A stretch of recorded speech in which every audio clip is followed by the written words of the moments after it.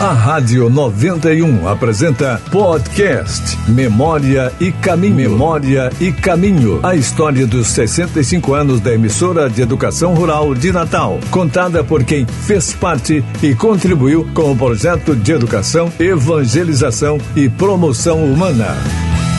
Trabalhadores do campo se apoderão então do declaro vaga à presidência da República. Meu procedimento será o de um chefe de Estado. Devemos defender, baixar um ato institucional. Caminhando contra o vento, sem lenço, sem documento, no sol de quase dezembro, eu vou. Olá, eu sou Cacilda Medeiros e quero dar as boas-vindas a você que a partir de agora acompanha o podcast Memórias e Caminhos. Esse podcast foi pensado como parte das comemorações dos 65 anos da Rádio Rural de Natal 91.9 FM. Durante 5 episódios, nós vamos conversar sobre a história dessa emissora, que nasceu com a missão de levar evangelização e educação a milhares de pessoas. De alegria e preguiça, quem lê tanta notícia, eu vou por entre fotos e nomes. Neste segundo episódio, nós vamos falar sobre a fase da nossa história, ou seja, da história da Rádio Rural de Natal, nos anos 60 e 70, auge do movimento de educação de base, o MEB, mas também a época em que o Brasil vivia sob o regime militar. Comigo aqui nos estúdios da rádio estão 2 convidados que viveram essa época, aqui na nossa Rádio Rural. Otto Santana e Salinésio Oliveira. Bem-vindo, Otto, bem-vindo, Salinésio. E aí, vamos para começar, Bem-vindo, é com muita alegria que estou aqui para contar essa história. E eu agradeço a oportunidade, e me sinto muito feliz, porque sei que é uma continuidade de tudo aquilo que a gente já fez. Então, para começo de conversa, perguntar assim a Otto, pedir que você fale sobre qual é a sua história com a Rádio Rural. Eu cheguei na Rádio Rural como diretor educativo da Rádio Rural em 1970.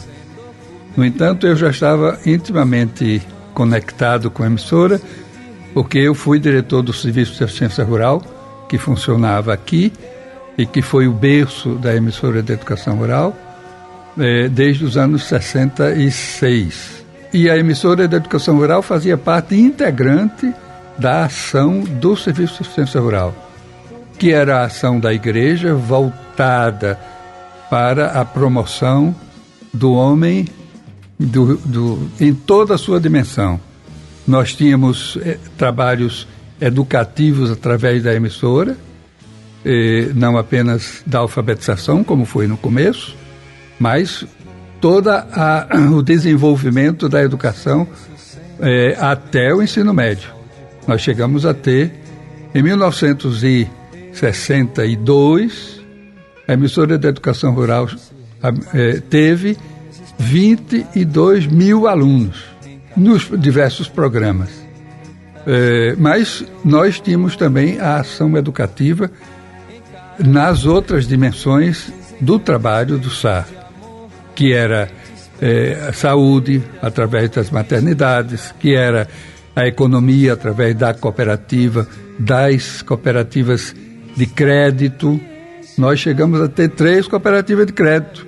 Nós, através da juventude, da ação católica, da JAC, que era a ação católica rural, os trabalhos de plantio da agricultura familiar, através dos clubes de jovens, através das semanas rurais, e o trabalho de sindicalismo, que foi uma ação muito forte que a igreja desenvolveu nos anos 62, que precisaria recuperar essa história.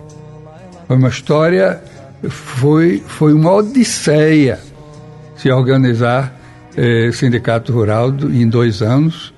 Então, o rádio foi um instrumento extraordinário para esse trabalho.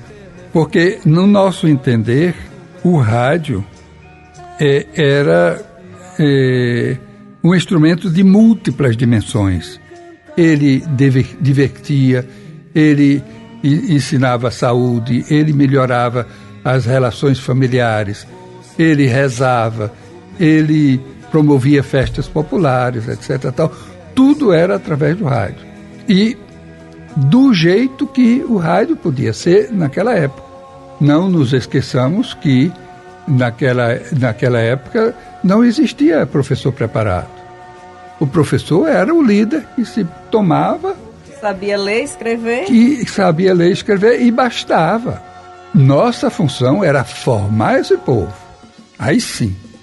Aí a igreja investiu pesado na formação de líderes dos mais diversos concepções. Por exemplo, em 1958, nós fizemos um treinamento em Ponta Negra de 6 meses internos, formando... Isso pessoas que vinham do interior, inclusive. Do interior, 6 meses em regime de internato para formar o quê? Auxiliares sociais rurais, que na verdade se tornaram os grandes líderes nas cidades onde moravam, etc. Tal e tal. Em torno delas, em torno dos vicários, etc. Tal, a ação se fazia.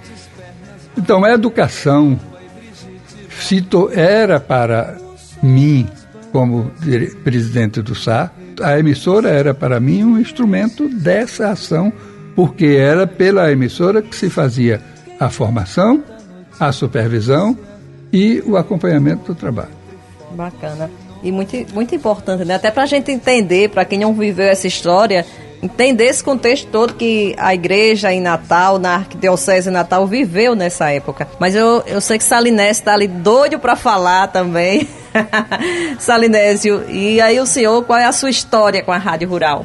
É um pouco parecida com a de Otto, porém eu já pego carona no momento em que era a emissora de educação rural, né, que congregava a gente. Eu participava da ação católica como militante da JOC, Juventude Operária Católica, né, e todos os dias a gente tinha obrigação espontânea, né, de ouvir o programa da rádio, porque ali a gente se alimentava, né? A gente se alimentava de tudo aquilo que estava sendo colocado ali para poder, né, agir, ter o nosso agir, né, dentro da realidade. E nessa história a gente tinha muita ligação também com o pessoal da JAC, porque era o AEIO da Ação Católica, né? JAC, JEC, JIC, JOC e JUC. E JUC. E então tinha agrário, estudantil, independente, operário e universitário. E universitária, né? E então a gente tinha também figuras muito importantes nesse momento que atuavam nesse meio, né? Como o Padre Expedito, Monsenhor Expedito, lá em São Paulo do Potengi, né? E a área de atuação da ação social da igreja era muito aqui nesse litoral agreste, não é? Entende? Mas com muita expressão no caso do MEB, né? E é o Marinho, Macaíba, Extremóis. Então a gente se sentia assim alimentado. Tudo começava com a missa das 7 da noite, transmitida pela rádio, né? Aos domingos? Aos domingos, certo? E que a gente cantava o ano todo, podia ser Advento, Quaresma, Pentecostes, não interessa. Os benditos eram o mesmo, porque era aquilo que estava na vida do povo. E a gente se nutria a partir disso aí. Então, a minha história se dá porque eu fazia parte dos grupos de audiência. Era assim chamado, né? O que eram esses grupos? Esses grupos a gente recebia um bendito radinho desse que era cativo, só pegava a rádio, né? Porque a gente tá ouvindo, a gente não tá vendo, mas tem um aqui atrás de mim. Pois é, esse rádio, a gente se sentava num canto, no meu caso era em Brasília Teimosa ou em Santos Reis. Tinha vez que o grupo ia mais para Brasília Teimosa e outra vez em Santos Reis, na casa do paroquial. Então, ali a gente reunia, procurava chamar mais gente para escutar os programas. Isso os programas do MEB? As escolas radiofônicas? Não, ou era qualquer programa? Era o programa da rádio. Ah, sim. É certo? Ainda não cheguei ainda no MEB. Ah, tá certo. A história, eram os grupos de audiência, né? Aí tinha, não vou citar nomes não, porque é um mundo de gente que participava disso aí. E foi por aí que eu comecei. O grupo de audiência era uma tecnologia usada para formar, porque o importante no trabalho do SAI da igreja era formar os grupos e organizar os grupos na comunidade. Para formar os grupos eram os grupos voltados com a educação, com a saúde, com a catequese, com a politização, com a merenda escolar, para tudo que tinha grupo. Era a doutrina social da igreja realmente sendo colocada em prática, vivenciada. Tudo tinha grupo pela qual há esse encontro lá em Ponta Negra, né? Regime, como ele já colocou aí, né? Sim. E nada era obrigado. Era tudo voluntário. As pessoas se sentiam... Esses grupos tinham um programa uma vez por semana e este programa uma vez por semana encontrava as pessoas reunidas em grupo para ouvir o programa e depois continuar a discussão após terminar o programa. Exatamente. Muito interessante, né? Cláudio Sandeji está aqui comigo também, né? O quanto é interessante ver assim, o papel da rádio. Isso, o papel da rádio, enorme. Em alguns municípios, a gente tinha dezenas, centenas de pessoas, dezenas de líderes, centenas de pessoas que se reuniam para os diversos, e de vez em quando, aí vem o outro lado importante, que era os grupos se reúnem na comunidade e discutem os problemas da comunidade e resolvem os problemas da comunidade, né? Envolvidos nos mais diversos. Por exemplo, nós chegamos a ter 12 maternidades. Essas maternidades eram sustentadas por quem? Pelo povo. Cada família se comprometia a dar a refeição durante um dia ao longo do mês para a maternidade, para as parturientes que estavam na maternidade. E isso funcionava como um relógio, como inspirado pela ação educativa que acompanhava, que estimulava, que ampliava as percepções, fazia que as pessoas vissem outras dimensões, tanto da ação propriamente da área da saúde, como da ação como cidadã, e tudo isso como uma militância da sua fé. Tudo isto era a dimensão da fé. É aí que a gente reza. A reza do cristão é na sua vida, no seu trabalho, onde você está. A igreja, você vai à igreja para buscar força. Mas o seu louvor é na feira. O seu louvor é em casa. Né? No roçado, na plantação. Isso. E a gente vai à igreja para buscar força, para a Eucaristia, para pão da vida, para alimento. O grupo de audiência é fundamental. Além disso, fundamental é a formação do líder desse grupo de audiência. E esses líderes... Exatamente aí, Otto, que nós vivemos uma experiência muito interessante. Foi num desses programas que o grupo de audiência foi desafiado na comunidade de Jacó Cassiano, em Macaíba, que era uma comunidadezinha isolada, e eles ficavam sem ter condições de vir para a cidade. né? Então, num desses programas, o animador, que era Jacó, escolheu alguém que viesse representar a comunidade de Betúlia, que esse nome já tinha sido colocado por Frei Damião numa missão, não sei quantos anos atrás. Lá vem a história da fé, aí, não é? E então foi escolher-se algumas pessoas para discutir o que era possível fazer para colocar sua fé em prática. E a saída foi fazer uma estrada. Fazer a estrada de Betúlia até a beirada da outra que vinha para matar. Tudo isso é motivado também, certamente, pelo que eles ouviam na rádio, através da rádio. Ô Salinésio, agora aproveitando que você está com a palavra, eu queria que você falasse também como foi que você chegou até a rádio, né, até o movimento de educação de base, que se tornou coordenador, e como é que foi isso? Bom, aí é uma história também muito interessante, porque eu, como participando dos grupos de audiência, né, era quase assim como um candidato nato, né, a estar dentro das coisas. Então fui convidado para participar de um desses encontros. Lá de Ponta Negra? Em Ponta Negra, né, mas não foi essa doideira de outro, não. Né?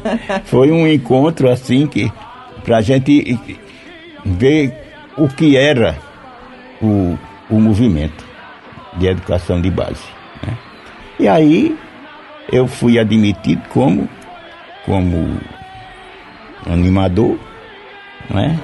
E de animador a gente tinha 3 categorias, né? Era animador, monitor e coordenador. Isso na década de 60. Isso, certo? E aí eu entrei por essa porta aí, de animador, né? E cheguei a ser monitor, mas aí eu me perdi porque eu não tinha muita habilidade para isso, né? E terminei chegando a ficar nesse papel de coordenação enquanto as coisas iam se desenvolvendo aí, né? Agora me conta assim, na prática, como é que aconteciam as aulas radiofônicas, né? Como é que era aqui, assim, né? A turma preparava as aulas, como é que era? E até chegar lá na base, nas comunidades. Exatamente. Essas aulas eram preparadas na equipe central aqui, do MEB.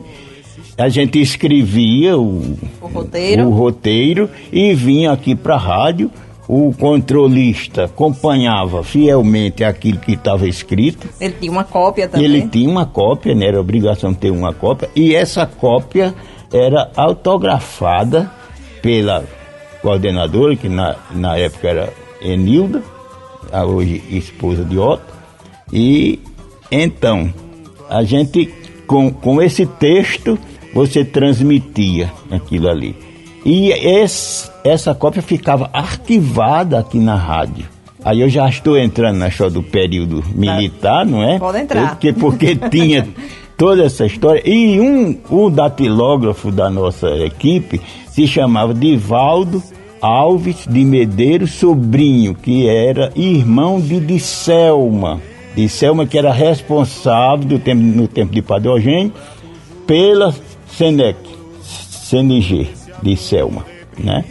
E se envolvia também nas atividades de saúde. Aí o danado do menino pegou, depois que datilografou tudinho, e ficou botando a coisa desse, dames, toda a página ele botou, não sei quantas vezes esse nome, né? Botou o quê? Dames, que era Divaldo Alves de Medeiros Sobrinho. As iniciais dele. As iniciais dele, certo? Ora, não deu outra. Quando esse negócio chega aqui, certo? Não sei como foi que se descobriu, mas puf, na Polícia Federal. A Polícia Federal entendeu aquilo ali como se aquilo fosse uma sigla de uma organização subversiva. Imagina quem foi primeiro chamado lá para ir para as bases do homem, o coordenador. Salinésio. Pronto. Aí, até que eu provasse que babado não era bico, passou muita água por debaixo da ponte. O que é democracia? Democracia é a aplicação da lei. É a aplicação da lei, a lei foi aplicada. Então não houve retrocesso. Que modifique a lei, então. Você está ouvindo podcast Memória e Caminho. Memória e Caminho. A história dos 65 anos da emissora de educação rural de Natal. Caminhando e cantando e seguindo a canção. E aí quando eu entrei em contato com os dois, né, e falei com o Otto, e ele ligou para mim, né, assim, aí começou a conversar, assim, convidando para vir para cá, para esse programa, para a gente fazer esse podcast, e aí Otto estava falando assim, mas como é que foi naquela época, né, dirigir a rádio na época estar na rádio na época mesmo, né, de forte, da ditadura, do regime militar, e aí ele disse assim, foi desafio, aí contou algumas coisas, Otto, eu acho que você poderia até contar também agora, como é que foi vivenciar aquela época do regime militar aqui na rádio? Eu cheguei aqui na igreja já quase 2 anos depois. Então, após o golpe de 64, muitas pessoas que trabalhavam aqui na igreja tiveram sérios problemas com os militares, né? Alguns foram presos, alguns foram... o próprio Marcos Guerra, por exemplo, teve que viver a metade da vida dele no exílio, etc. Tal, ele contou, né? Quando a gente gravou com ele, no primeiro episódio, ele contou essa fase da vida dele. Então, quando eu cheguei, essas coisas já estavam mais amainadas. Quando foi 68, né, com o AI-5, e aí recrudesceu tudo, então eu já estava à frente do SAR, e aí a reação foi muito forte, porque os militares queriam que a gente tirasse do ar o programa do Sindicato Rural, o programa de politização, que era todo um programa de cidadania, e os programas de educação. Iria tirar o principal da rádio, né? Tudo. E do nosso trabalho. Sim. Né? E do nosso trabalho. Quer dizer, toda essa coisa que dizia organização das comunidades, que dizia participação cidadã, tudo isso era proibido. Era Então, eles criaram um sistema rígido de controle do que se dizia. Então, todos os programas tinham que ser escritos, tinham que se mandar para ele com alguma antecedência, receber a aprovação, e eles acompanhavam. É isso. E quando eles não aprovavam? Você mandava um script para eles, não aprovavam, e aí? Eles não reprovavam o programa por inteiro. Sim. Eles reprovavam palavras, uma coisa absolutamente medíocre, burra. Burra, você disse a palavra. Até que eles me perguntavam assim, por que é hora de construir amanhã, em nome desse programa? O que é que vocês querem dizer com isso? Porque a gente tem que construir a cada dia. Pois né? Porque hoje a gente está Eu fui chamado 2 vezes ao quartel por conta de uma cartilha de educação política, escrita por nós, com seu expedito, Eridante, eu, etc. tal, em cima da lei. E existia uma expressão que dizia assim: prefeito que melhora a sua fazenda com dinheiro do município tem que prestar conta. Está errado. E eles me chamaram para que eu recolhesse as cartilhas para mudar essa expressão. Prefeito que melhora a sua fazenda com dinheiro do município está errado. Então eles achavam que estava certo. O prefeito que melhorasse a fazenda com dinheiro público estava certo. O que é que... E onde é que tem? E eu fiquei... E olha, vocês não imaginem o que é você ser chamado para... E eles faziam isso com um requinte de perversidade. Eles chamavam a gente para chegar lá às 11 horas da manhã. E ficava lá até 4 da tarde sem falar com ninguém, sem ninguém aparecer. Aí daqui a pouco chegava um qualquer e começava a fazer um relatório, seu nome, endereço, não sei o quê. E por fim aparecia um outro mais graduado para dizer, infelizmente hoje a gente não pode, porque o general está muito ocupado, o senhor volta, outro dia a gente lhe chama. Quer dizer, perpetuava o clima de inquietação, de medo, de incomodação, etc. e tal. E por fim, quando chegaram nesse caso, e a acusação era essa, eu fiquei calado e lá pelas tantas o Espírito Santo me inspirou e eu disse, pois não, senhor general, vamos fazer o seguinte, como a minha equipe de assessoria jurídica é muito deficiente, é muito pequena, o senhor use a assessoria jurídica que o senhor tem e faça um texto e diga o que é que pode, como é que o prefeito pode melhorar a sua fazenda e cite a lei que permite, etc, tal, que eu publico. Ele deu um tapa na mesa, me botou para fora da sala. Quer dizer. E aí, recolheu as coisas? Não fez mais nada, porque o que ele estava querendo era isso mesmo, era a minha intimidade. Certamente. No caso da emissora, Donivaldo teve a sabedoria de buscar um irmão dele, Oswaldo, que era coronel do Exército aposentado, e fez deste coronel o censor da emissora da Educação Rural, que estava ali junto com o irmão e etc, tal. Então aí a gente começou a viver tempos mais tranquilos, mas tinha que ser todo esse ritual, ele tinha que ir e tal. Você acabou de contar, certas músicas a gente não podia tocar, né? Ou porque eram imorais, eram consideradas imorais, ou porque eram comunistas. É a volta do cipó de aroeira no lombo de quem mandou dar. É a volta do cipó de aroeira no lombo de quem mandou dar. Geraldo Vandré, Chico Buarque, etc. Por causa de Aroeira, né? E a gente não podia nunca tocar essa música, porque a Aroeira dizia assim, é a volta do cipó de Aroeira no lombo de quem mandou dar. Aí o diabo se soltava e a gente ficava. Aí era um desrespeito, né? Que a gente estava fazendo na autoridade constituída. Mas como está aqui na música. E quem sabe faz a hora, não espera acontecer. Geraldo Vandré. Ô Salinésio, e você com o MEB, né? Vivenciou alguma coisa assim de ter que se esconder, roteiro, alguma coisa assim, algum fato que hoje a gente pode dizer jocoso? Sim. Teve duas coisas bem interessantes nessa história, que eu e Conceição Moura, né? Estávamos aqui apresentando um programa e era expressamente proibido dar qualquer notícia que tivesse ligação com Dom Helder Câmara. Qualquer. Certo? E não sei por qual motivo, escapuliu uma história lá que se teve que falar em Dom Helder, né? Mas não passou 5 minutos, os cabas bateram aqui.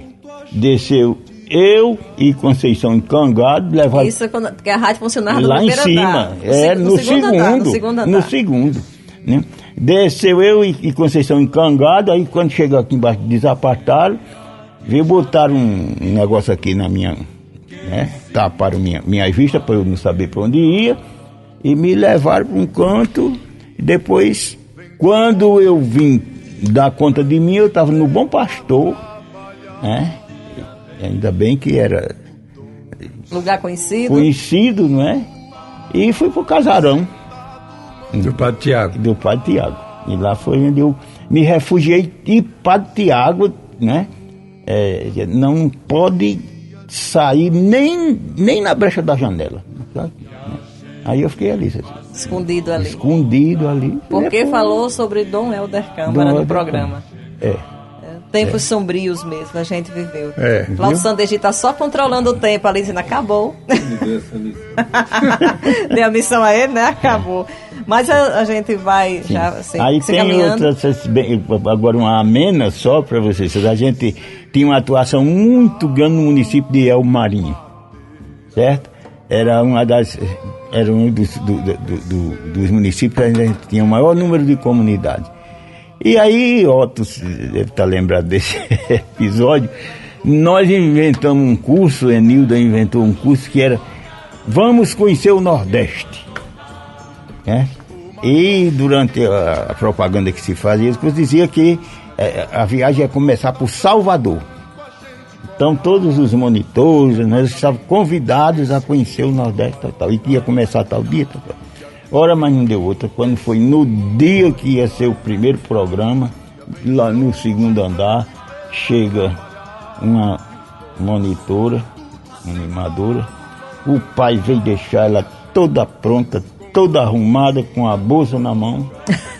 Pra viagem. Pra viagem. Pra viajar pra Salvador. Aí Enilda olhou pra gente, pelo amor de Deus, e agora? O que é que a gente vai fazer? O que é que a gente vai dizer, essa criatura? Né? Está aí, ela veio para aí.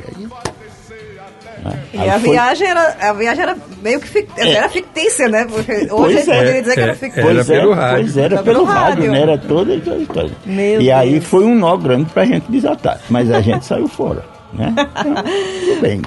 Era gente, coisa desse tipo. Né? Pra encerrar, assim, já com pena, né? Porque é tanta história, uma riqueza tão grande, né? Que nesses episódios todos que a gente está gravando, essas memórias aqui da rádio, Memórias e Caminhos, a gente cada vez mais constata a riqueza de história que está aqui guardada nessa rádio, né? Que foi construída ao longo dos anos. Verdade. E aí eu só queria que vocês, assim, para finalizar, Otto e Salinésio, falassem um pouco também, assim, aí do coração, né? As lições que vivenciar tudo isso, as lições que vocês tiraram para a vida de vocês. Eu me emociono ao pensar que a emissora começou com um grande desafio de colocar o que existia de mais moderno, a melhor tecnologia existente no momento, que era a rádio, como instrumento de promoção do povo. E de se desafiando a tudo, porque não existia nenhuma preparação de ninguém para dar aula pelo rádio. E não existia sala de aula. A sala de aula onde era? Era na casa das pessoas. Era um milagre, né? Acontecia um milagre das pessoas aprenderem a escrever. Não tinha luz. Não. A lamparina. Não tinha luz, era lamparina, era vela. Né? As pessoas traziam, cada um que vinha para a sala de aula, trazia seu tamborete.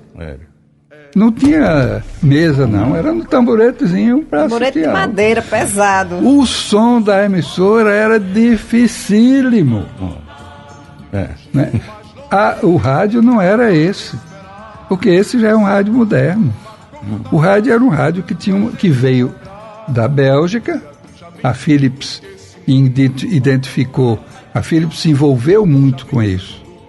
E identificou na Bélgica um tipo de rádio que se adaptava muito para isso. Mas a pilha, ela media 40 centímetros e pesava 2,2 kg. 40 centímetros? Era deste tamanho. Era o tamanho da pilha.